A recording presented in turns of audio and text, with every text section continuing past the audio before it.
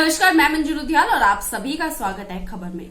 कुछ वक्त पहले उत्तर प्रदेश में जनसंख्या नियंत्रण कानून को लेकर चर्चा जोर शोरों से हो रही थी। हालांकि अभी कोई बातें सामने नहीं आई है, लेकिन अब लोगों के मन में सवाल है कि क्या केंद्र सरकार पूरे भारत में जनसंख्या नियंत्रण कानून लागू करेगी, यानी कि 2 बच्चों की नीति। इसकी पूरी जानकारी हम आपको देंगे, लेकिन उससे पहले आपसे अनुरोध करेंगे इस वीडियो को ज्यादा से ज्यादा शेयर कीजिए और साथ ही अपनी राय हमारे कमेंट बॉक्स में लिखना ना भूलिएगा। देखिए पूरी रिपोर्ट।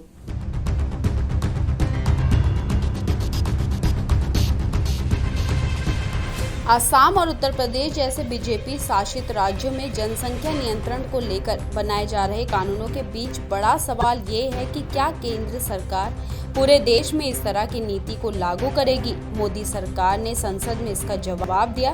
बीजेपी के ही एक सांसद की ओर से लोकसभा में पूछे गए सवाल के जवाब में स्वास्थ्य राज्य मंत्री भारती प्रवीण पवार ने शुक्रवार को कहा कि इस तरह के किसी प्रस्ताव पर विचार नहीं चल रहा है। बीजेपी सांसद उदय प्रताप के सवाल का जवाब ना में देते हुए मंत्री ने कहा, अंतर्राष्ट्रीय अनुभव दिखाता है कि बच्चों की एक निश्चित संख्या के लिए कोई भी जबरदस्ती या फरमान का परिणाम प्रतिकूल होता है। इसकी वजह से बेटों को प्राथमिकता देते हुए गर्भपात, बेटियों का परित्याग, यहाँ तक कि कन्या भ्रूण हत्या होती है। लिखे जवाब में उन्होंने कहा कि अतः इससे लिंग अनुपात का संतुलन बिगड़ता है।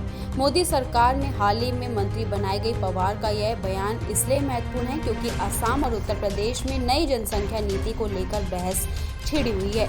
बीजेपी शासित दोनों राज्यों में 2 से अधिक बच्चों के माता पिता को कई तरह की सुविधाओं से वंचित करने की तैयारी चल रही है। पवार ने यह भी कहा कि केरल, तमिलनाडु, पश्चिम बंगाल और आंध्र प्रदेश जैसे कई राज्यों और केंद्र शासित प्रदेशों ने बिना सख्ती किए हुए जनसंख्या को नियंत्रित करने में कामयाबी हासिल की है। केंद्र सरकार ने शुक्रवार को कहा कि देश के 28 राज्य और केंद्र शासित प्रदेश 2.1 की प्रतिस्थापना स्तर की जनदर को हासिल कर चुके हैं। केंद्रीय स्वास्थ्य और परिवार कल्याण मंत्री मनसुख ने लोकसभा में एक प्रश्न के लिखित उत्तर में ये जानकारी दी। उन्होंने ये भी कहा कि 2027 तक भारत की जनसंख्या 146.9 करोड़ होने का अनुमान है।